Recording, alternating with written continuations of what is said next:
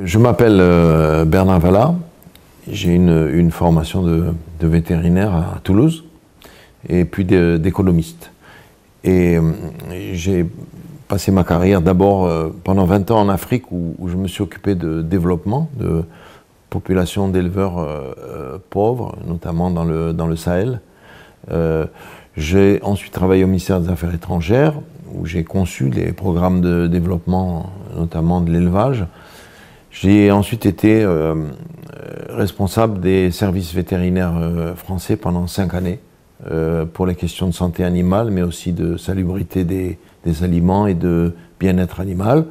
Et enfin, j'ai été élu en 2000 comme directeur général de l'Organisation mondiale de la santé animale, l'OIE, qui compte 180 pays, qui m'ont réélu 2 fois pour des mandats de 5 ans. J'ai donc passé 15 ans à la tête de cette organisation mondiale basée à Paris. Je voudrais d'abord féliciter les organisateurs pour avoir introduit la santé animale dans l'e-santé. Et je suis vraiment désolé de ne pas pouvoir être des vôtres.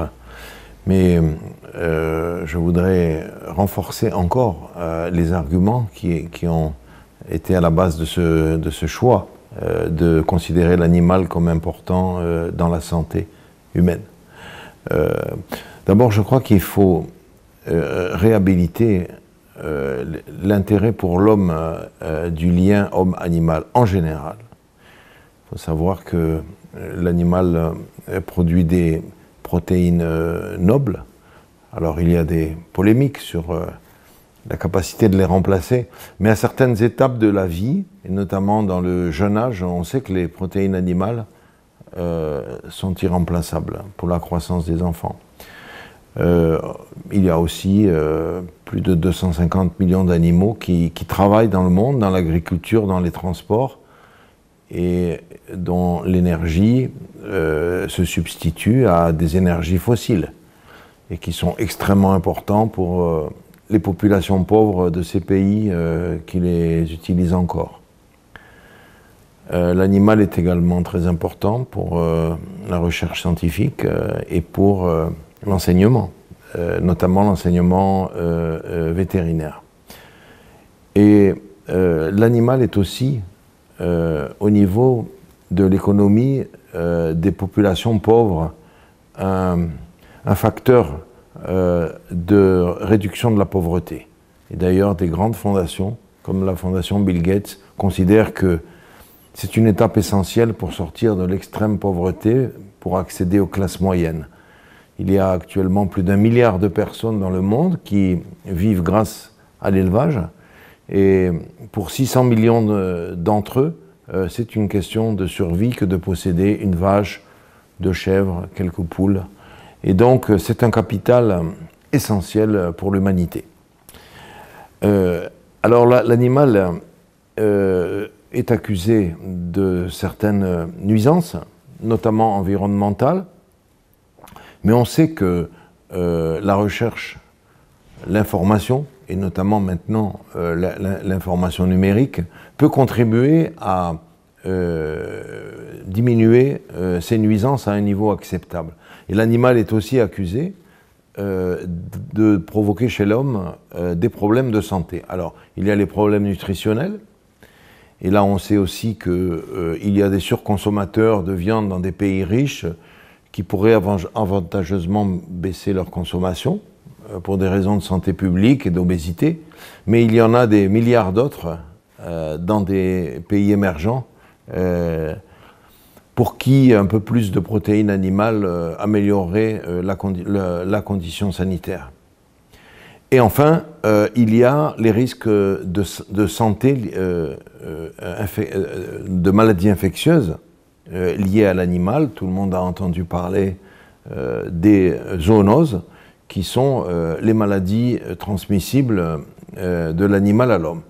Et on sait aujourd'hui, et tout le monde ne le sait pas d'ailleurs, que 60% des maladies humaines, parmi les 432, je crois, qui sont répertoriées, sont d'origine animale.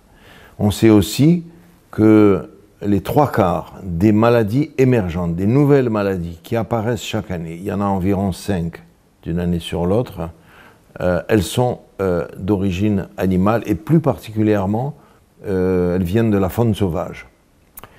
Donc l'e-santé animale est essentielle pour la santé humaine, pour la médecine humaine, et s'en désintéresser serait vraiment une tâche dans les progrès de la médecine humaine. Donc tous ces arguments m'amènent à féliciter encore les organisateurs d'avoir introduit la santé animale dans l'e-santé dans votre événement.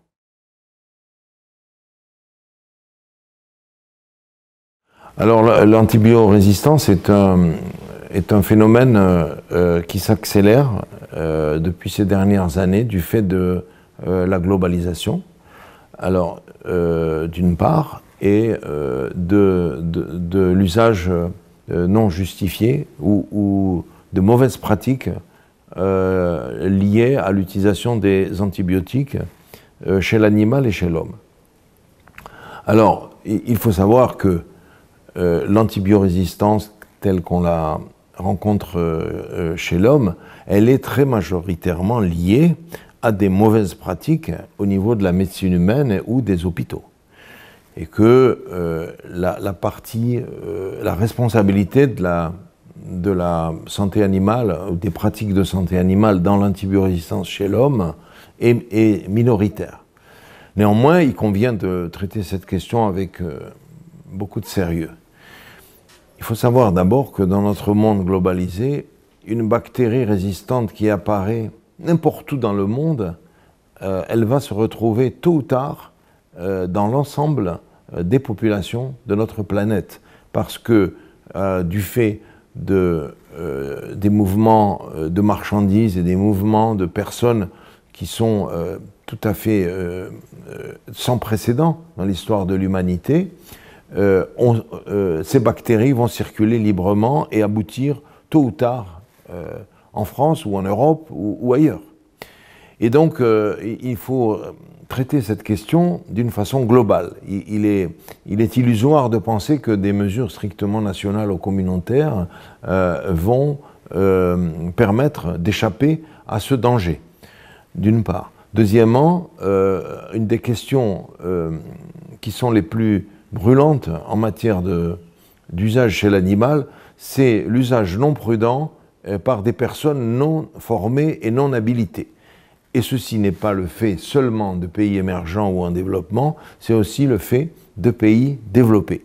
Et je peux tout à fait librement parler de pays comme les États-Unis d'Amérique, où les agriculteurs peuvent acheter des molécules d'antibiotiques pour les utiliser directement sur leurs animaux sans aucune supervision vétérinaire.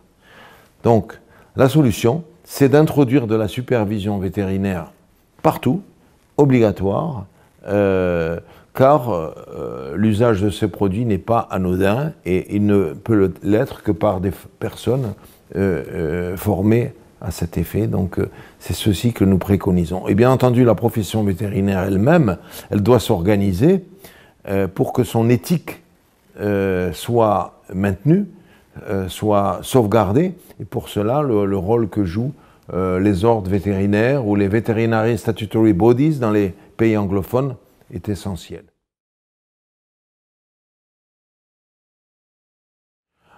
Alors l'usage du digital est essentiel pour générer des progrès en matière d'amélioration de la santé animale dans le monde, par une diffusion plus fluide des informations les plus pertinentes, non seulement à l'attention des vétérinaires qui sont en première ligne pour la santé animale dans le monde, mais aussi des éleveurs, de tous ceux qui sont proches de l'animal.